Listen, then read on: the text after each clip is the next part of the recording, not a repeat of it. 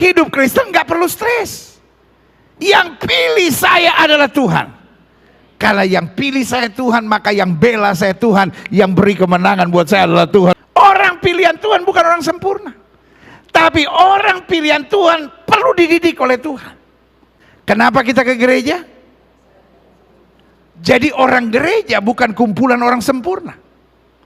Kenapa kita ke gereja? Kalau sudah sempurna, kita nggak ke gereja, ke surga. Gereja bukan showroom. Gereja adalah bengkel. Apa artinya? Showroom itu, tahu showroom? Mobil rusak pun dibagus-bagusin, ya kan? Karena kalau di showroom semua kelihatannya bagus. Bengkel enggak, bengkel apa adanya. Gereja bukan showroom untuk menunjukkan kita hebat. Tapi gereja adalah bengkel yang mengubahkan kita dari orang berdosa dijadikan warga kerajaan sorga. Beri tepuk tangan yang meriah buat Tuhan.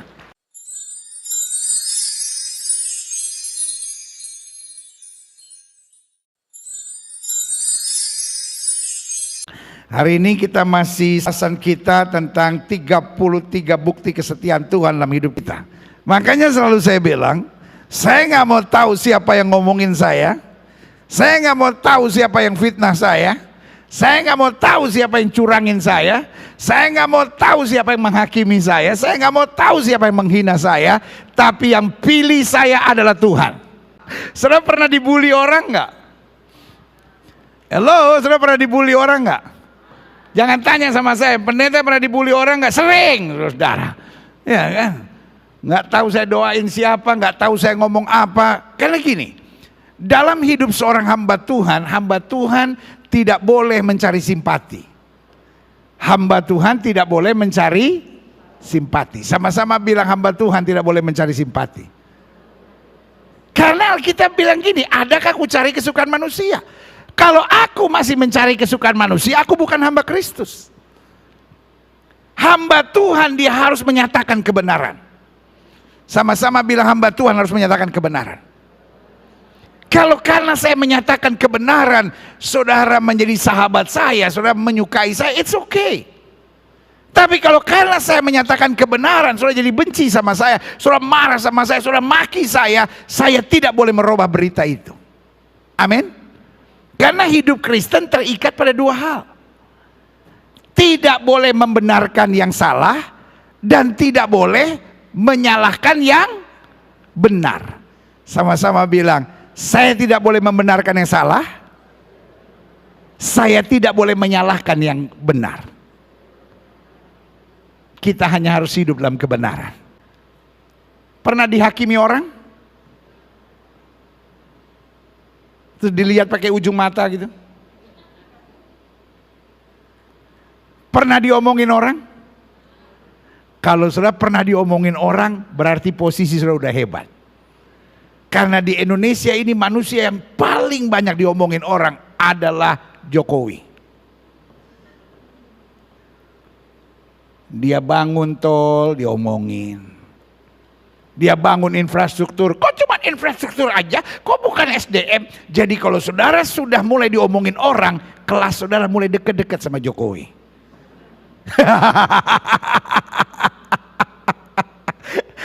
Ahmad Wiryawan pernah diomongin orang nggak?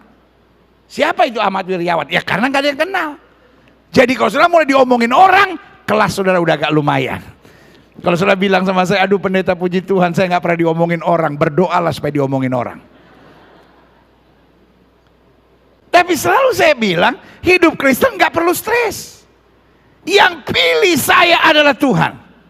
Karena yang pilih saya Tuhan, maka yang bela saya Tuhan, yang beri kemenangan buat saya adalah Tuhan. Berikan tepuk tangan yang meriah buat Tuhan. Amin.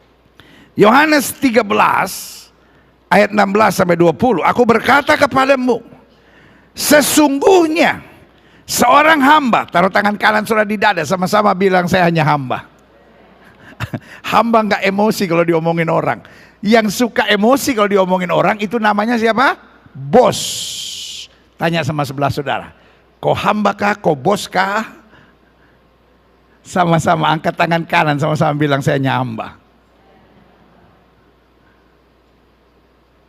Ini bukan hamba loh. ini kelasnya lebih tinggi dari hamba, yaitu seorang pembantu. Maaf ya Bu ya, kadang-kadang kok sama pembantu cerewetnya minta ampun. Tapi pernah nggak pembantu saudara tiba-tiba tolak pinggang depan saudara bilang, Bu, bisa nggak berhenti cerewet? Mulut ibu itu perlu dicabein kadang-kala. Kalau pembantu ngomong begitu saudara panggil, Jennifer sini. Ih, pembantunya namanya Jennifer. Masa pembantu namanya iem lagi ya kan? Iem sini. Ngomong apa tadi? Saya gergetan, pengen saya cabein mulut ibu. Gini ya, Iem. Besok kamu karena begitu berani sama saya kasih kamu tiket ke luar negeri. Ke Ukraina. Biar dibom sama Rusia. Nah. Kalau saudara apa-apa tersinggung, apa-apa emosi, apa-apa kecewa, apa-apa ngambek, saya beri nama engkau bukan hamba. Engkau bos.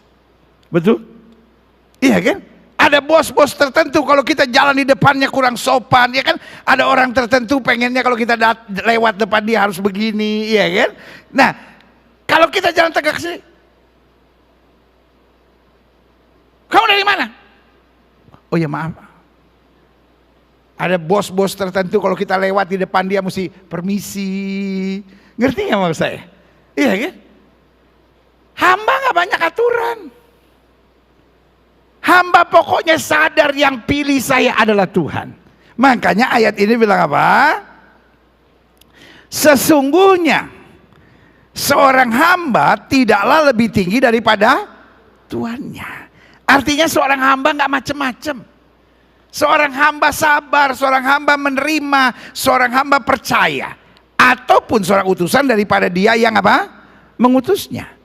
Jikalau kamu tahu semua ini, maka apa? Your life will be happy. Maka ayat ini apa? Berbahagialah kamu jika kamu apa? Melakukannya.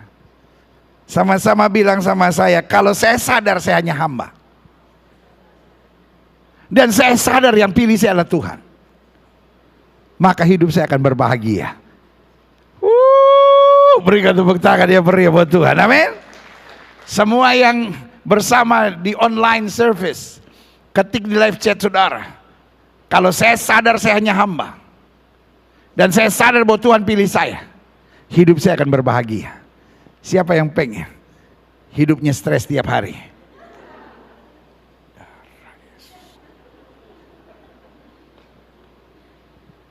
Ada juga yang masih pengen stres. Siapa yang ingin hidupnya berbahagia? Berikan tepuk tangan ya beri. Pastikan kita sadar kita hanya hamba dan yang pilih kita adalah Tuhan. Klik. Aha, coba lihat. Ayat 18. Bukan tentang kamu semua aku berkata, aku tahu siapa yang telah kupilih. Wow, sama-sama bilang Yesus tahu siapa yang dipilih. Tetapi haruslah genap nas ini. Orang yang makan rotiku telah mengangkat tumitnya terhadap aku. Ayat 19. Aku mengatakannya kepadamu sekarang juga sebelum hal itu terjadi. Supaya jika hal itu terjadi kamu percaya akulah dia. Aku berkata kepadamu, sesungguhnya barang siapa menerima orang yang kuutus, ia menerima aku. Dan barang siapa menerima aku, ia menerima dia yang apa? Mengutus aku. Sama-sama bilang Yesus tahu siapa yang dia pilih. Yesus tahu nggak kita suka ngaco? Bilang sama sebelah saudara, kadangkala bukan suka, masih. Yesus tahu nggak kita suka sakit hati dan kecewa? Yesus tahu nggak kadang-kadang kita suka stres gitu, kayak nggak yakin Tuhan pasti tolong. Tapi dia pilih kita dengan maksud ilahi. Sama-sama bilang sama saya, Yesus pilih saya dengan maksud ilahi. With a divine purpose. Klik. Selanjutnya. Klik. Salah satu kebanggaan kita dalam Kristus adalah kita dipilih. Dan karena kita dipilih, maka kita menjadi orang pilihan. Wih. Amin. Sama-sama bilang saya dipilih. Dan saya menjadi orang pilihan. Tahukah saudara, terpilih itu asik. Kalau saudara ingat waktu SMP misalnya, ada pemilihan ketua kelas, seneng gitu kalau terpilih. Lalu ada apa itu namanya, paskibra, ya kan, pasukan cuman ngibarin bendera, kasihan, cuman ngibarin bendera, bangganya minta ampun.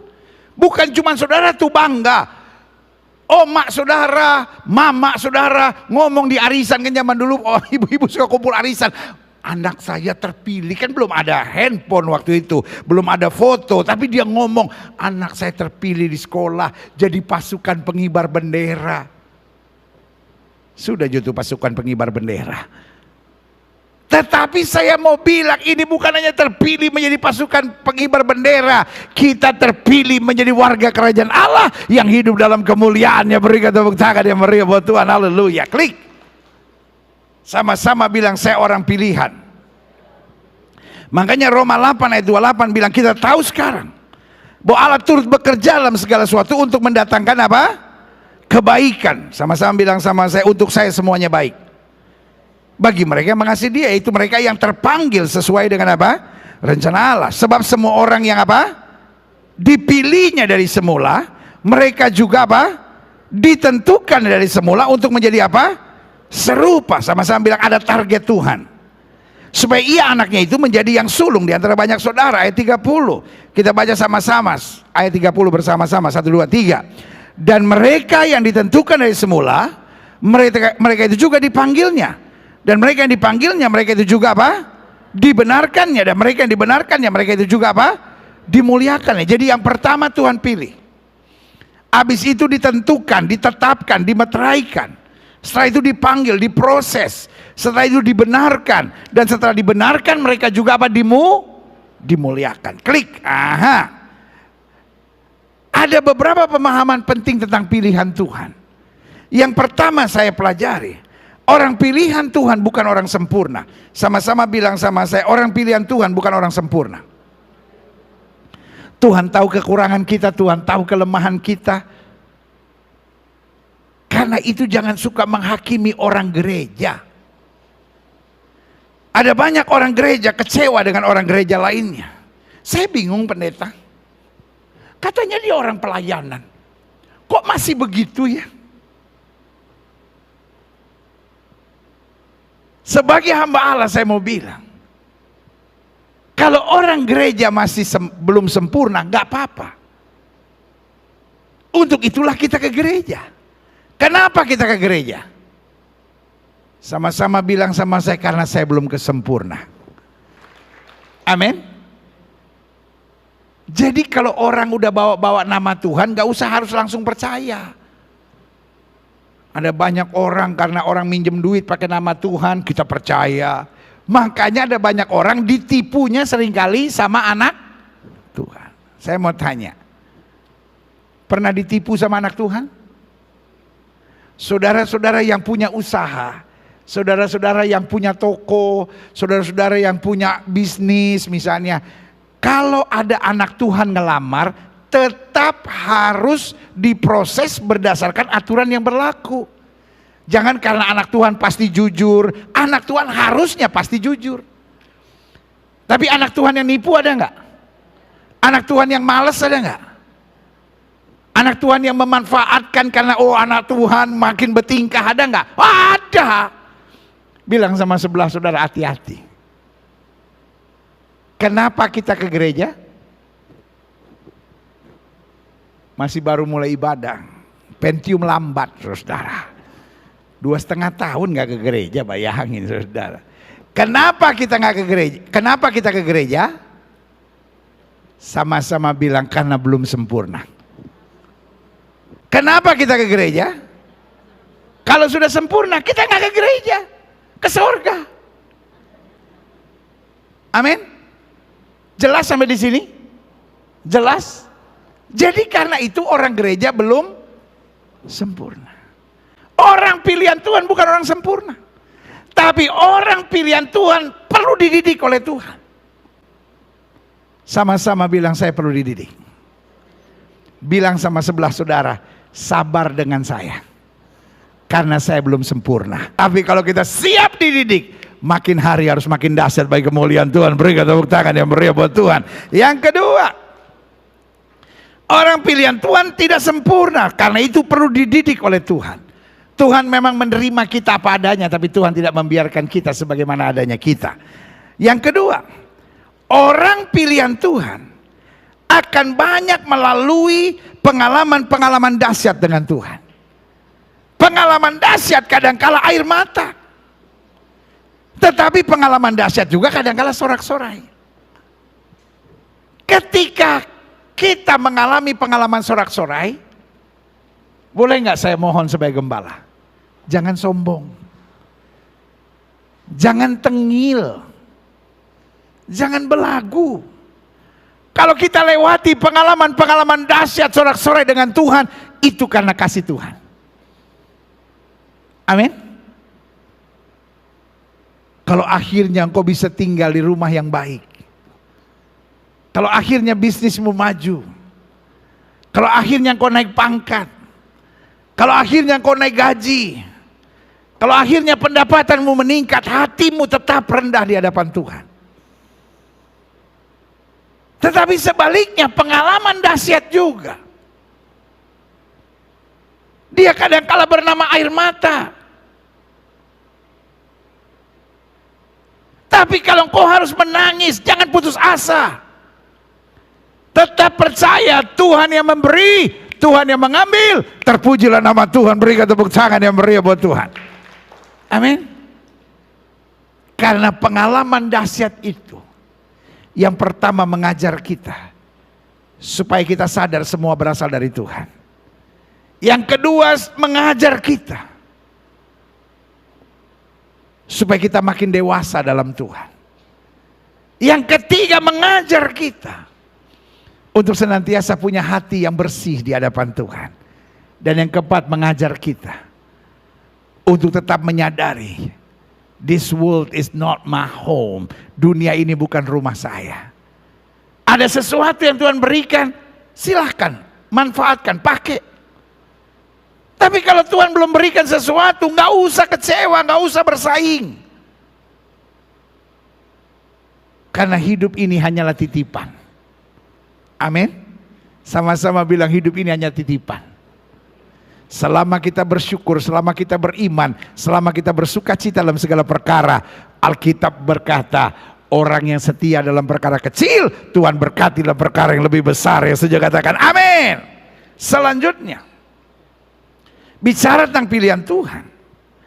Orang pilihan Tuhan betul belum sempurna. Orang pilihan Tuhan betul sedang dalam proses pembenaran.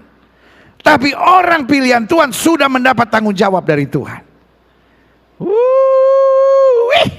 Sama-sama bilang saya mendapat tanggung jawab dari Tuhan. Salah satu yang membuat hidup ini asik, kalau kita mendapat tanggung jawab. Hidup yang paling gak enak, tahu gak saudara? Gak ada tanggung jawab apa-apa. Saudara disuruh masuk kantor sama bos saudara, dikasih meja, dikasih kursi, lalu saudara tanya, bos, kerjaan saya apa? Enggak, duduk aja situ. Ya terus tanggung jawab saya apa? Ya enggak ada. Kira-kira saudara betah nggak kerja di kantor seperti itu? Gue cuma duduk di sini, kursi sama meja aja nanya, ngapain lo di sini? Hidup nggak enak begitu. Tapi tahu nggak saudara? Tuhan yang hebat, Tuhan yang dahsyat, Tuhan yang luar biasa memberi tanggung jawab buat kita. Sama-sama bilang saya punya tanggung jawab. Pertanyaannya sederhana. Kita bertanggung jawab nggak? Jangan sampai Tuhan sudah beri tanggung jawab buat kita. Apa tanggung jawab kita? Yang pertama membawa damai. Sama-sama bilang tanggung jawab saya membawa damai. Ada orang ribut, ada orang stres, ada orang bermasalah. Dunia ini penuh dengan persoalan. Engkau bukan orang dunia yang sedang berjuang menuju sorga, tapi engkau orang sorga yang ditempatkan Tuhan di muka bumi dengan tugas. Sama-sama bilang, saya punya tanggung jawab. Tanggung jawab yang pertama apa? Sama-sama bilang, membawa damai. Bilang sama sebelah saudara, jangan bikin rusuh. Bu, jangan bikin rusuh. Pak, jangan jadi provokator. Jangan bikin rumit hidup ini. Yang pertama tugas kita bawa damai. Yang kedua, apa tanggung jawab kita? Menjadi terang. Sama-sama bilang, saya harus menjadi terang. Dunia ini gelap. Saking gelapnya banyak suami nggak bisa bedakan mana istrinya, mana istri orang. Ya. Saking gelapnya banyak ibu-ibu nggak bisa bedakan mana suaminya sekarang, mana mantannya. Ya. Banyak anak-anak muda sekarang saking gelapnya nggak bisa bedakan dia udah nikah atau belum. Masih pacaran tiba-tiba udah lakukan hubungan seks sebelum nikah. Ah, ini dia. Sama-sama bilang, saya harus membawa terang. Kalau anak Tuhan juga hidupnya gelap, rusak dunia ini. Dan yang ketiga, apa tanggung jawab kita?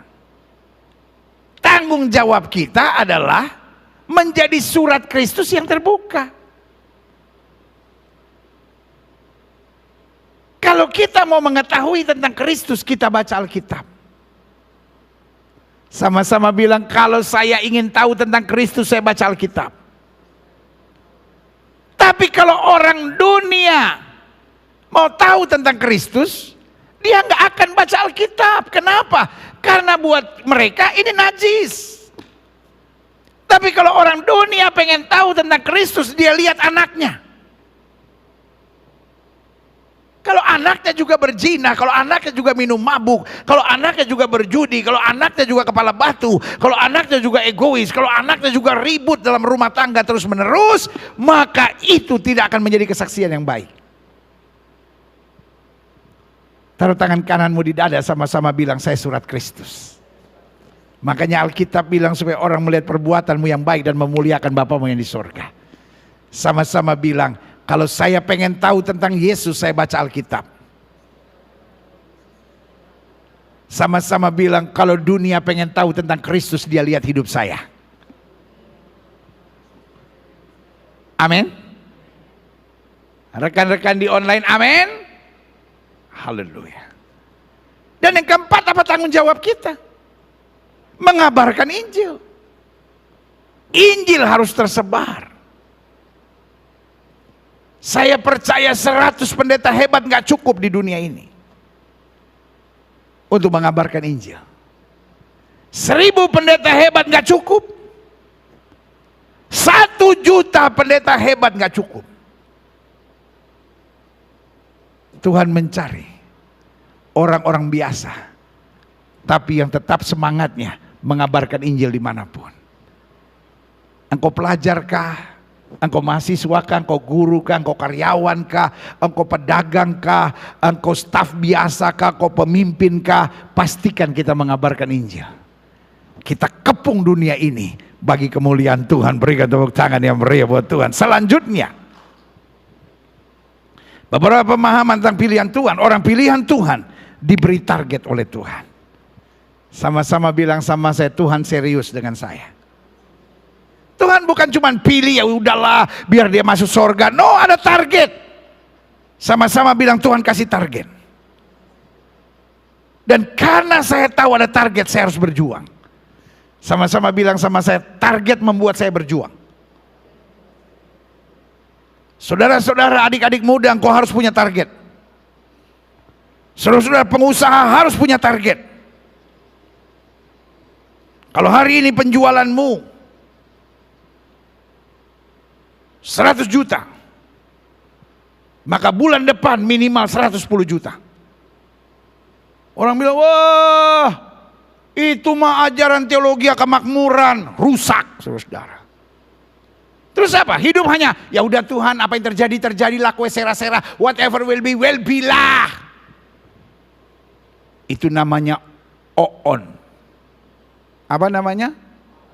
Oon. Orang sekolah aja ada target. Kita masukin anak ke sekolah ada target. Saya masukin anak saya ke TK. Dan saya tidak bilang kiranya seumur hidup dia di TK.